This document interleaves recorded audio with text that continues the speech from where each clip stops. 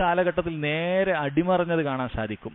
ഈ ഹദീസിൽ തന്നെ ഇത് പറഞ്ഞപ്പോൾ നബി സല്ലല്ലാഹു അലൈഹി വസല്ലമയോട് അവിടുത്തെ ഭാര്യമാരിൽ ചിലർ സ്വഹാബി സ്ത്രീകൾ അവര് പറയുന്നുണ്ട്, നമ്മളിൽ ഒരാൾ ഇങ്ങനെ ആക്കി കഴിഞ്ഞാൽ നമ്മുടെ കാല് കണ്ടുപോവുകയില്ല റസൂലേ എന്ന് പറയും. അപ്പോൾ നബി സല്ലല്ലാഹു അലൈഹി വസല്ലം പറഞ്ഞു, എങ്കിൽ നിങ്ങളൊരു ചാണ് അധികരിപ്പിച്ചോളൂ. അപ്പോൾ ഒരു ചാണ് അധികരിപ്പിച്ചാലും കാല് കാണാൻ സാധ്യതയുണ്ട്, അപ്പോൾ ഒരു മുഴം അധികരിപ്പിച്ചോളൂ എന്ന് പറഞ്ഞിട്ടുണ്ട്.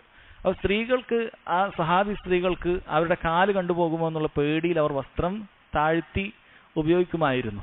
എന്നാൽ ഇന്ന് കാലത്ത് നേരെ തിരിച്ചാണ്. പുരുഷന്മാർ നെര്യാണിക്ക് താഴെ വസ്ത്രം ധരിക്കുക, മുണ്ടെടുക്കുന്നവർ അത് താഴ്ത്തി എടുക്കുക. സ്ത്രീകൾ നേരെ തിരിച്ചു. അവർ അവരുടെ ചുരിദാറിന്റെ ടോപ്പ് നെര്യാണിക്ക് മുകളിലാണ് നിർത്തുന്നത്.